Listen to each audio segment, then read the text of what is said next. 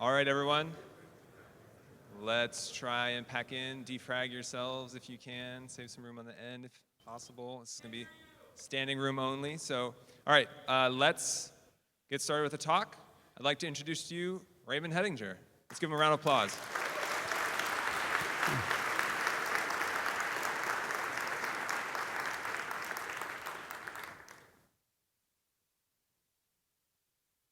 Sphinx for slides. It's awesome. It's the fastest, easiest way to make slides. So, hello, my name is Eric Smeath. It's nice to meet you. Usually when I stand up and talk, I talk about something I wrote. But now I'm talking about something that other people wrote and did a fantastic job at. And I get to be the vehicle who hopefully does justice to their creation. I prepared the talk as a, what is this all about? Something for us to think about together. What does this mean for us? What does it do? So I'd like this to be a thinking exercise for us as we look at it. I'd like it to be a tutorial, and I'd like my slides for you to be a recipe book of how to use it to great effect. So without further ado, let's see, anything on this page interesting? No. Okay, on to interesting things.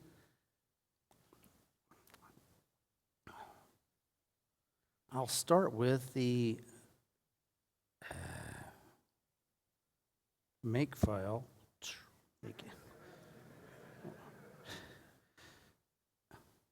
Introduction. There we go. Rebuilding slides on stage. All right. So the title of the talk is The Code Generator to End All Code Generators. What does a code generator do for you? You give it a list of specifications, and it writes code for you. Is that good? If your specifications are good, and the code it generates is what you want, then it's good. If your specifications are bad, probably not going to work out so well. If the code generator does something different than what you expect it's going to do, not so well. So when you work with code generators, your goal is to be in harmony with the code generator and think about its worldview, because it's going to write code on your behalf. In theory, you're unit testing everything you do, but people tend to miss a fair number of cases that are covered well by this tool. So it helps to really become one with this tool. One of the things I'd liked about named tuples is they have a near zero learning curve. On the other hand, they had very limited capabilities. So this is exactly the opposite situation. The Dataclasses module is the amount of code is several times larger than that for named tuples, but it provides a much richer set of functionality, which means it's kind of an entire ecosystem of tools that work together, and tools and possibilities. One of the things that I really like were some excellent design choices were made so that right out of the box, if you use it in the simplest possible way, it mostly does for you what you want it to do most of the time. But then it grows with you as you start to have more exotic needs. So why do we want a code generator? Because it can save you time. The time you would have spent writing that code is paid back right away.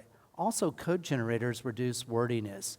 A lot of Python classes, when people first learn Python, they feel like there's a lot of boilerplate in there. Writing the repr, writing the Dunder init, writing a Dunder EQ'd, writing a Dunder hash, etc.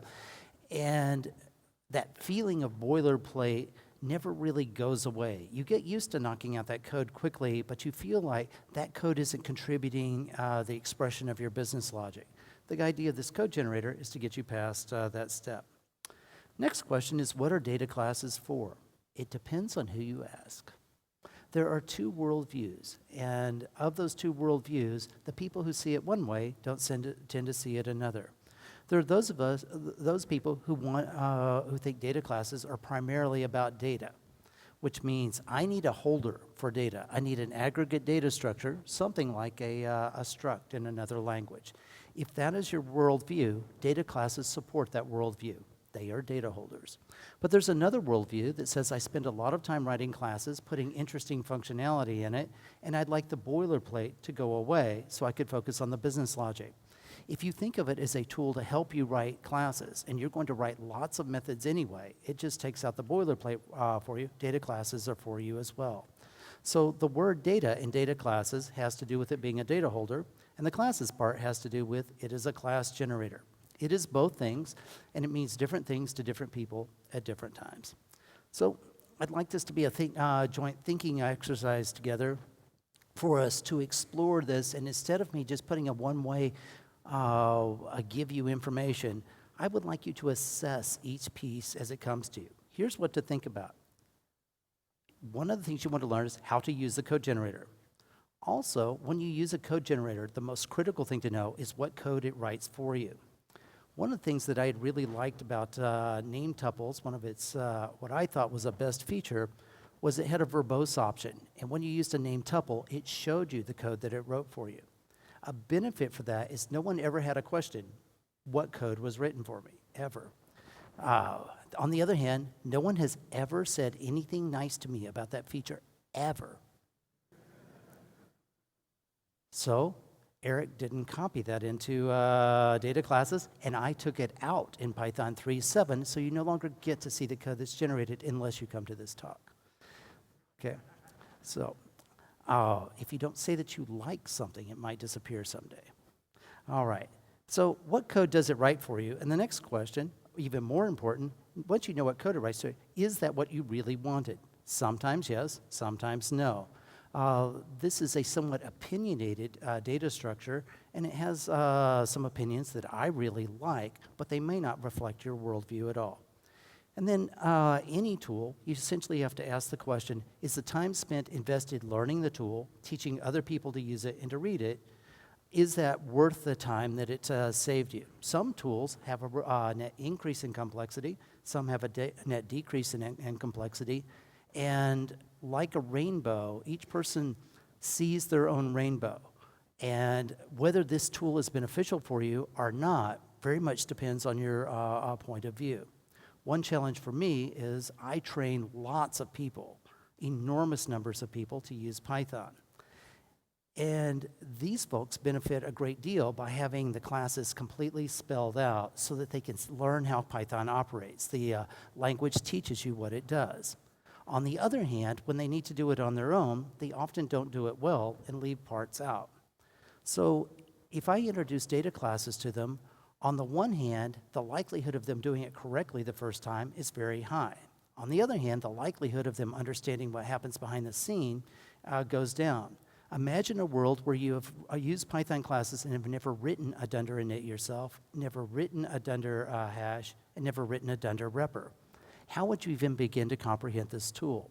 It is possible in an organization that if you adopt this tool wholesale, all of the examples in the code won't have Dunder inits, Dunder reprs, Dunder hash, and so there's nothing to teach the users about what it does. On the other hand, education problems are problems that are easy to solve. Have a tech talk for lunch, take a look at this tutorial and it'll show you the code. So if the engineering problem is we don't know something, the solution is just teaching you. But I can't see in advance how it's going to work out in your world. And also, we have this realization that while it's nice to have a code generator saving us time writing code, we spend more time reading and debugging code than we spend writing code. So a question you want to ask yourself is, does this improve your debugging experience or does it make it worse? On the one hand, any tool that introduces an abstraction makes debugging worse because it hides something behind the abstraction. On the other hand, if it automatically does a lot of things correctly for you and it's a well-tested tool, as this one is, usually your bug is somewhere else, so it precludes those bugs being there to begin with. But again, whether this is a net win for you or not really depends on your worldview and what you're doing with it at the time. So these are the questions you should ask yourself as it's coming up. So I'm going to do something terrible here, which is to quickly recount the history going up to the creation of data classes. I've got Eric, the creator of the tool, here to correct me on any of this, but this is a dangerous undertaking because the last time I did it, I left someone out and they were quite angry about it. So they are now included in this one. That said, history is quite difficult because there are very few new ideas under the sun. Every time we think we've done something original, you don't have to look too far back in time to where someone else had the same problem and came up with a solution. This might be the first time all the pieces were put together. So in a very brief history of time, probably omitting some people. In the beginning, there were dicts, tuples, and handwritten classes. We used dictionaries for lookups, tuples for structures, and handwritten classes when we wanted more functionality, and the world was just fine. Later, we added a code generator for you, named tuples. It wrote some code for you that essentially its goal was to take a tuple and add names to the fields. To this end, it succeeded. However, if you wanted something else, like not having a tuple underneath the hood, of course it didn't work too well for you because it's a named tuple. And if you hate tuples, then you're not going to like named tuple as well. Tuples being immutable, being unpackable, being hashable might be things that you want or might not. Later, we got something called type simple namespace, which is just a very quick way to make a data holder. As far as being a code generator, it generates very, very little for you, but a lot of people really like it because it's so lightweight. On the opposite end of the lightweight scale, we had ORMs, things like Django, SQL Alchemy, Peewee.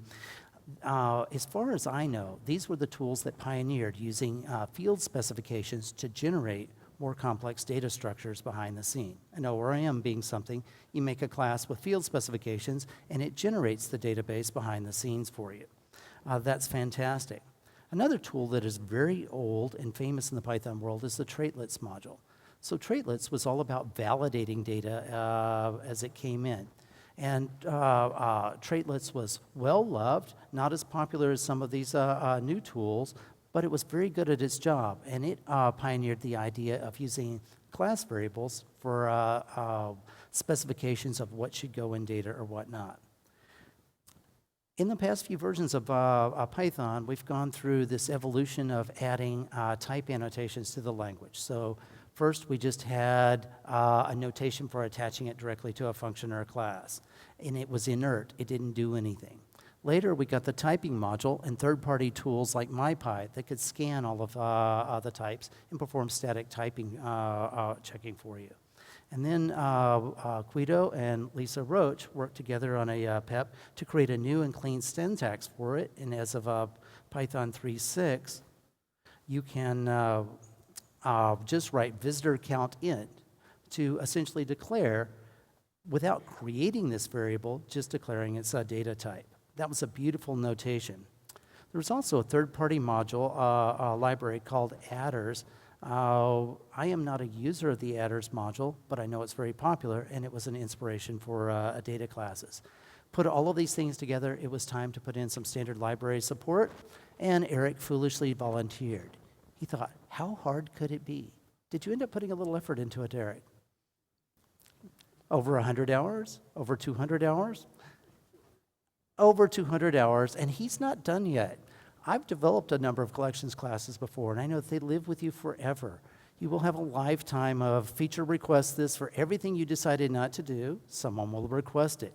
For every design decision where you went left, someone will argue that you should have gone right. There will be bugs in there that you cannot have imagined at this phase. And 5 years from now, somebody will go, it's too slow. We need to write the whole thing in C. Someone will protest that it uses exec inside. And in fact, it does. And you will never get any love for it except for right now. We love you for what you did. It was really a magnificent thing.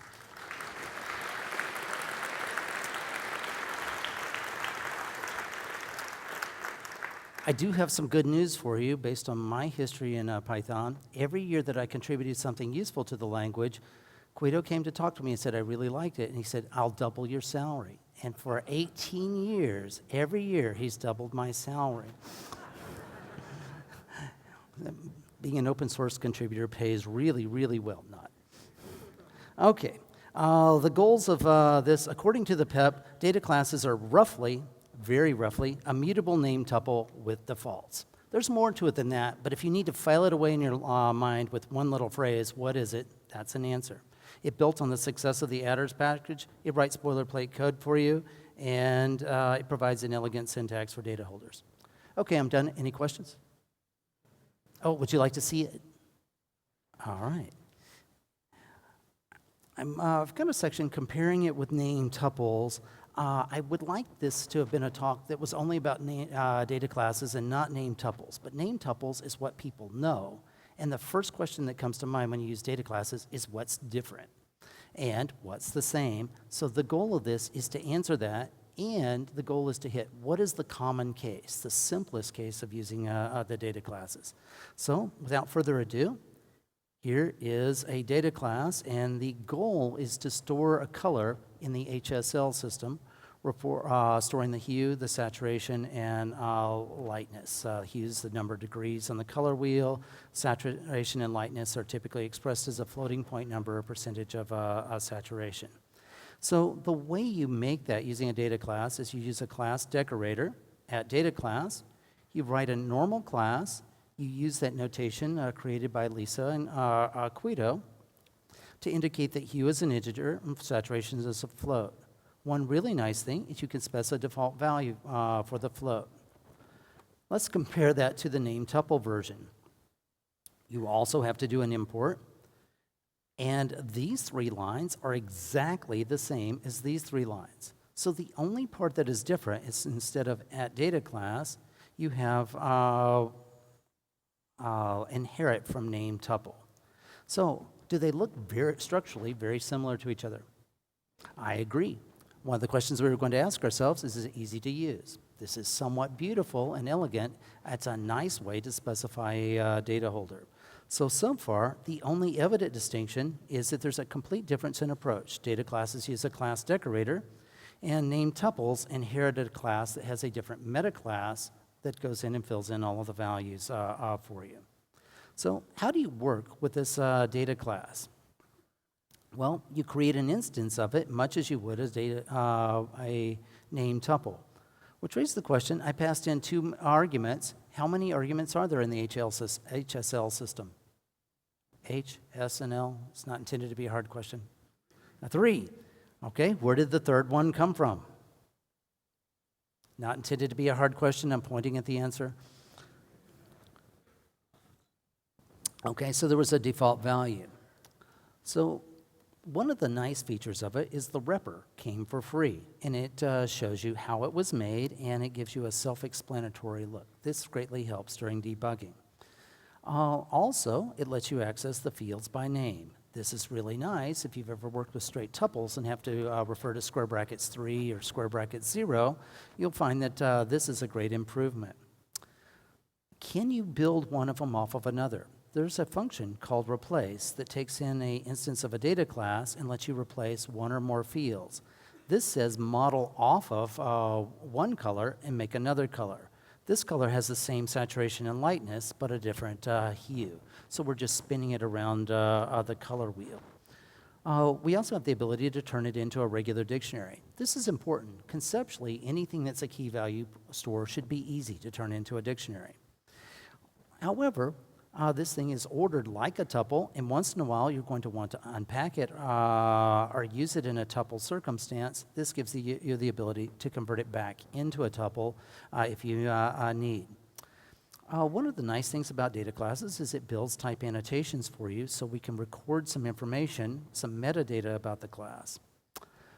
Here's something new. You can assign a value to it. Are data classes by default mutable or immutable? Mutable. Hey, who remembers the name of my company?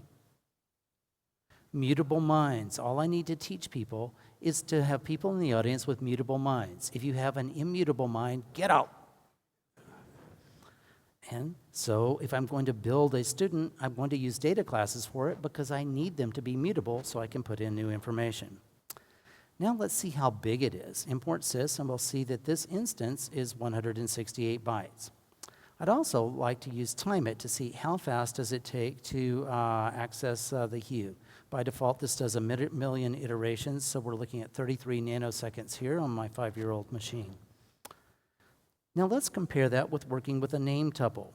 Notice we make the color the same way. Notice it has the same appearance. Notice that it has the same field name access.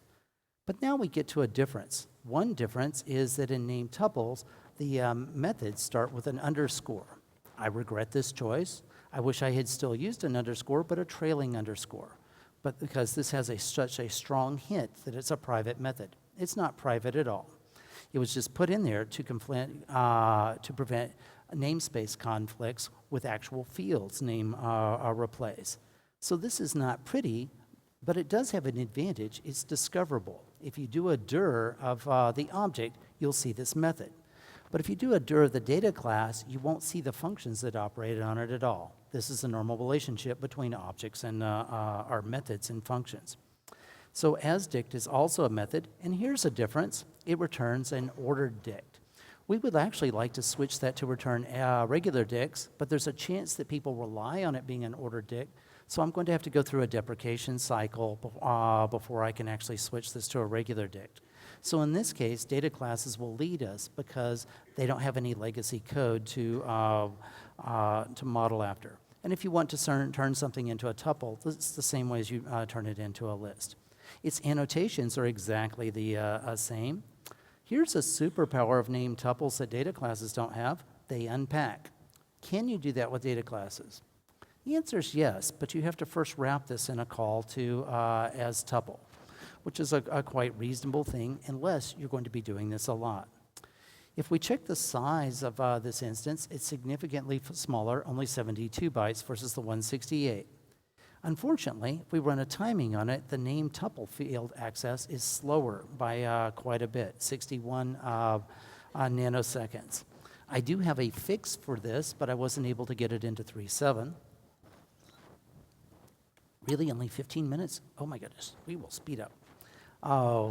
So I have a fix for this, so as of 3.8, I can make this access faster than data classes, but it's going to take some C code to do it. Running through property and item getter is pretty fast, but not as fast as this one up here. So here's the summary of all of the differences. We have a replace function in a data class. It's a replace method. asDict is a function instead of a method. We get a regular dict instead of an ordered dict. The method versus function again.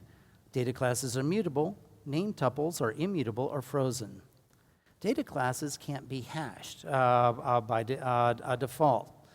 In general, that's a good thing because we don't know in advance whether you're going to put hashable fields inside, whereas name tuples presume that you're putting something hashable inside. By default, they don't iterate, which means that you can't unpack them. By default, they have no comparison methods, whereas name tuples sort just like tuples. They have a different underlying data store. The data is stored in an instance dict for data classes, and it's stored in a tuple for name tuple. The size of the data class is more than twice as large. On the other hand, it's more than twice as fast. If you'd like a quick rundown of all differences, it is on this table.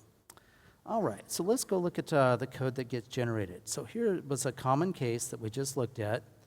This is the code you write. What do you get for that? What does it do for you? Well, as we look below, we'll find the code that it generated. And the most important part is these first, this top section up here. So let's see what we get. Like name tuples, it gives you a nice doc string. In fact, the same doc string. I really like that it's under Anit has the type annotations built directly inside, so it's introspectable. It has a nice repr, and the repr is exactly what you would write by hand, except that a lot of people would leave off the Dunder qual name. This is a case of the generated code being nicer than what most people would write by hand. It's incorporating a best practice for you. The equal method is really interesting. What name tuples would do is this comparison here on the second line. It's what most classes would do. This one is somewhat interesting, though. It checks to see if the other method or the other object is of the same class. So it refuses to compare apples to oranges. This gives us a much stronger relationship between types. It's something that I wish had been done for enums, because it is possible now for us to have the enum color red equal 1 be equal to an enum size small, medium, and large, where small is 1. And of course, those things should be non-comparable. And so this best practice is built into data classes by default. And I think this is a really nice win. It's something most people wouldn't think to do, but will improve code quality and help you avoid some really hard to find bugs. Another thing that people commonly forget is whenever you write an equality method, you also need to say something about hashing. And so this makes a fairly bold statement: I'm not hashable at all. What would happen if this were left out? It would hash, but it would compare on identity. And for a lot of people, that is a surprise, and it's rarely what you want. So once again, data classes are making a choice for you that is mostly what you want most of the time, whether you knew it or not. So I think we could conclude at this point, how much work did it save you? You wrote 4 lines of code. What did it write for you? It wrote about 9 lines of code or 10 lines of code. So there's about a 6 line of code savings. But along the way, it improved quality by doing things that other people forget, by making tighter checks, making a higher quality repr, and adding type annotations, which are things that we'll forget. So I think of the win in terms of code saved being very minor here, but the win in terms of quality by default is a nice win. There's also all of this other stuff down here, and I'm trying to avoid a pejorative term junk. It is not junk, it is supports introspection of the class. But it looks junky in the help. So one of the nice things is it records the parameters for you. It tells you how the data class was built. This is really nice. Lots of other code generators leave this information out, and you have to guess what parameters were used to make them. In addition, it has detailed information about each field, including the metadata. So if you were writing the code by hand, you would probably have written only about 6 or 7 lines of this. If you were smart in doing it, you would have written all of these lines. Almost certainly, though, you wouldn't have written any of this, and this stuff is actually left in your class, and when you're handwriting code, you would probably have never put these attributes in there. Interestingly, this one actually creates a class variable for you, so you now have a class variable and an instance variable that might disagree with each other. Not really problematic, but different from what we would write by hand. So the interesting points are it matches our handwritten code for 3 of the methods. The doc string matches what you would write by hand. Equality comparison does an exact match. Hash is set to none, so you don't get accidental hashability. Generated code includes everything from the original plus the default as a class variable, probably not what you want, and some nice introspection, whose only downside is it looks a little bit junky in the help. And that is the common case. Who wants uncommon cases? That's good. How many minutes do I have left for uncommon cases? So one of the really nice things about data classes that makes them a little bit more complex, or more complex than all the other code generators in Python, is it allows extensive customization. So all the things I said it didn't do by default, some of them it does, but you have to say what you want. So to extend this example, we're going to cover freezing and order. So data classes are by default mutable. This is a nice benefit. On the other hand, you can't use it as a set element or as a dictionary key, which often is what we want. Also, they're not orderable, which means that you can't sort this in some nice consistent print order. But if you need these, all you have to do is say what you want. So the only change to our previous recipe is saying order equal true and frozen equal true. Who thinks it's kind of nice? You can just say what you want and get it. And if you don't say what you want, you get what you usually need. This is a really nice benefit. The only problem from this is if you think that the default is something than what it actually is, if you're testing, you'll learn it the hard way. On the other hand, there's some really nice tool tips that go along with this. So now let's use that new data class. It's pretty easy. This time I make 4 colors, and then we can now do something new with them. We can sort them. Previously, that wasn't possible. Also, we can make a set of the colors, which eliminates the 2 duplicate colors, the one at 66 degrees and 75% saturation. These 2 capabilities were previously not there. If you need those capabilities, are they easy to turn on? Yeah, which is a fairly nice win. Now back to the question, how much work does this save you? In this case, a lot more. So there are several comparison methods that get written for you. These are no fun to write by hand. We already had a solution for that problem in functools total ordering, also implemented as a class decorator. However, it didn't have this, by default, this stronger check to make sure that the classes are the same to prevent accidental comparison. Another interesting thing is when we made it frozen, we want it to be immutable so you can't write to it or delete an attribute. So this is fantastic. There's a number of ways to achieve that. One is through a meta class. Another is quite common in the Python world. If you look at the fractions module, we make the numerator and denominator unwritable. The way we do so is by using a read-only property. In this case, though, we extend setattr. Something fairly interesting when you compare these, the ones here at the top don't call super, and we don't really want them to because the parent class object will return, I forgot what it returns, none or not implemented or something like that, so we really don't want to call those there. But setattr and delattr, we actually really do mostly want what the parents have. So if you're attempting to modify one of the fields that is blocked, it'll go ahead and raise an exception. Otherwise, it'll go ahead and call the parent, which means that a class can be partially writable.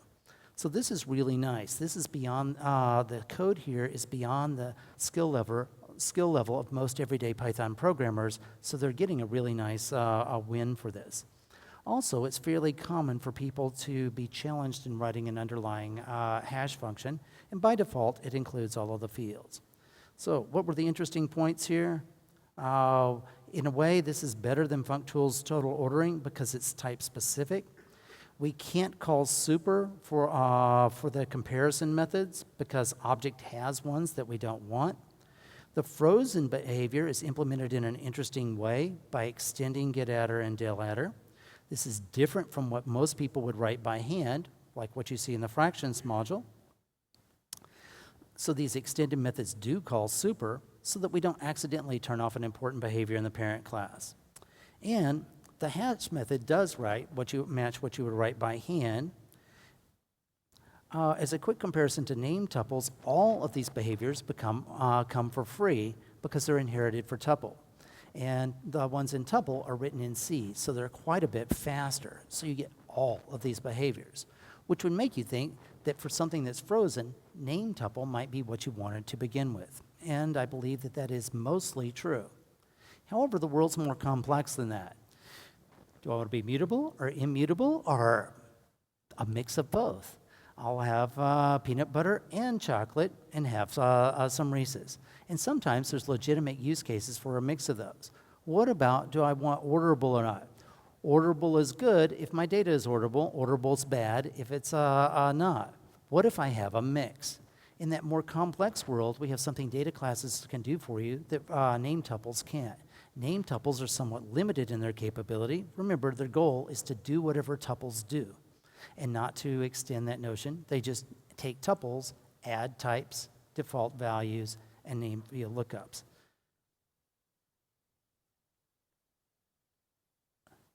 You're kidding me. Where did it go? Okay. We did type make, right? All right, so here's things that you might want that are outside the defaults. You might want to customize a field specification.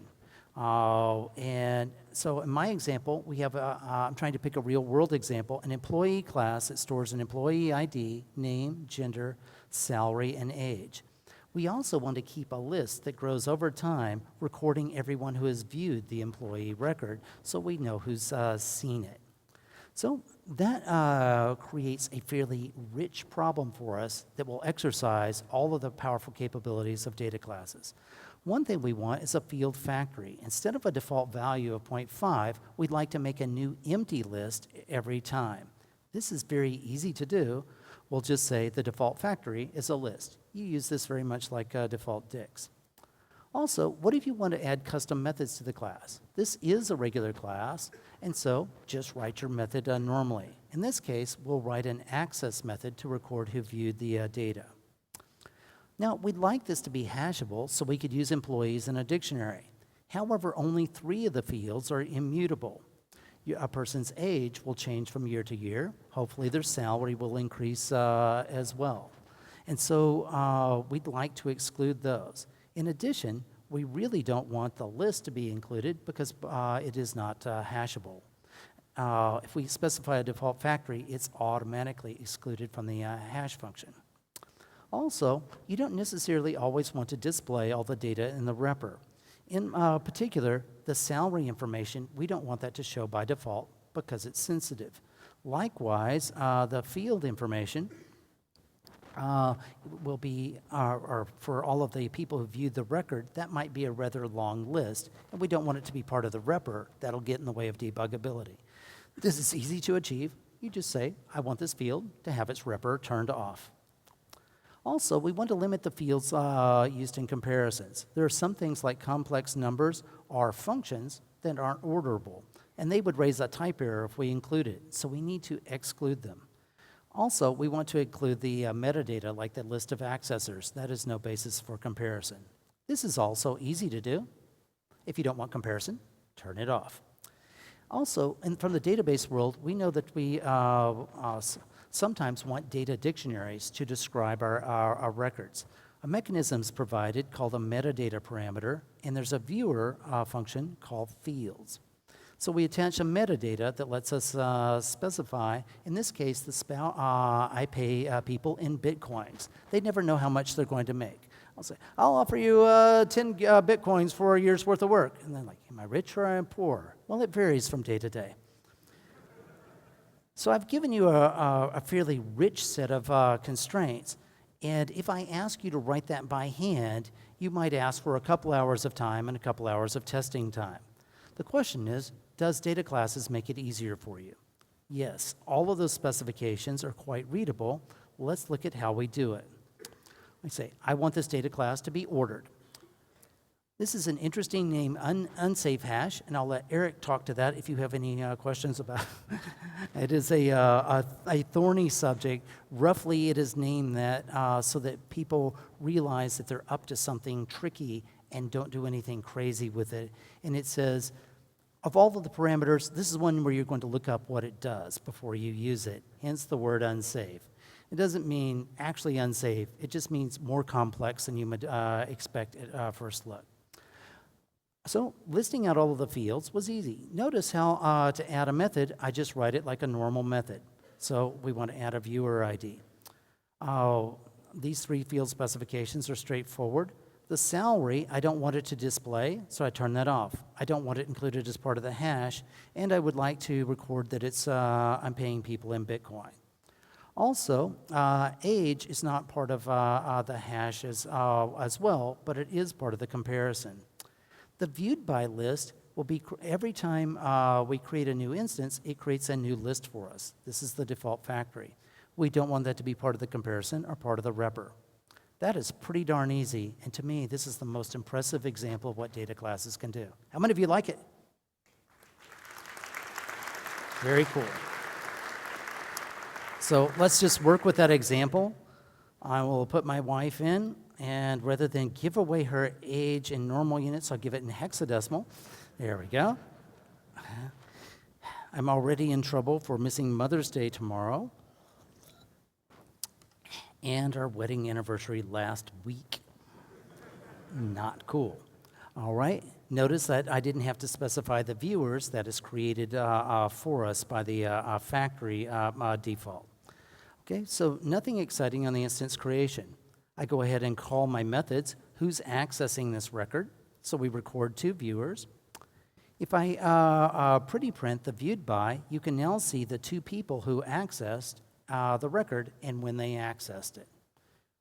What did you know and when did you know it? Okay, and we can now sort it. Why? Because it's orderable. But when it orders, it's not going to order on all the fields, just the fields that we specified, the ones that make sense. And when we look at the reprs of these, the data like who it's viewed by is excluded from the repr, as is the salary per our specs. In addition, we can use the employees as dictionary keys. So I can assign Rachel to gather all of the requirements and Martin to write all of the tests. And that's possible because we marked certain fields as hashable. Keep in mind, not all of the fields were hashable, and so we needed all this power. In addition, the field's functions lets us introspect the field specifications, and we can see that the salary field, the payment is in Bitcoin. The code that's generated here this is very close to what you would write by hand for the init to create a new list. The repr is what you would write by hand. The equality, as we discussed before, is type specific, as are the other comparison functions. What's interesting about the comparison functions is not how they're written, it's what they exclude. They don't include all of the fields, and likewise, the hash doesn't include all of the fields. So, some quick closing thoughts. And then to defend myself during the question and answer period, I've called in for backup and reinforcements. So if I either tell you any lies or don't know the answer, the person who knows the truth and may be willing to share it with you is here. So I'll invite Eric to come on up, and we'll give him a round of applause when he gets here. So here are the challenges with using it. One is it's currently tricky to add slots to a data class. And slots is a pretty darn important optimization. It'll save you a lot of space and improve the speed of access of the fields. So slots works just fine until you have default values. And for deep reasons, they fight each other. This is hard to fix, but probably will be fixed. If we fix it, though, almost certainly we're going to have the class decorator not modify the class in place, but make a brand new class. This will be irritating at so many levels. The Dunder init that's generated doesn't call super, because most of the time that's not what we want. But if you inherit from a class whose init does to be called, there's an interesting Dunder method called post-init that calls what you need. There was some debate about whether to include a pre-init, but that probably won't happen unless somebody asks for it with a compelling use case. Also, data classes were designed to wrap around existing classes, and it works really well with mutable classes. But if there's an immutable parent, we don't have an easy way to override or extend the Dunder new method. It is really all about things where you're putting the data in. So I tried to reinvent name tuple using data classes, and it essentially did nothing for me other than create the repr, and not in the way as clean a way as the name tuple did. So there's some things that it's not good at. Mostly it's good for a lot of things. Future directions, I expect that over time people will request things that are in the attrs package will come to be present in data classes. So at some point we'll probably have data validators, and some point we'll probably have better support for slots. So I hope you enjoyed that tutorial and walkthrough. I tried to give you simple cases, slightly improved more common cases, and then the corner case that said we took a challenging problem that had many specifications to it and boiled it down to something simple. And I hope I presented a compelling set of use cases in a tutorial for you. How did I do? Cool.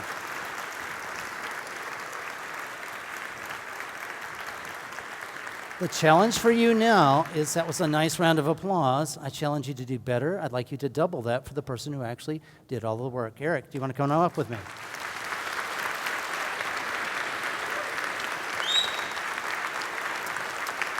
You'll need a microphone.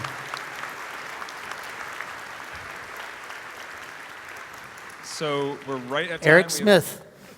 We have time for about one question, so make it a good one.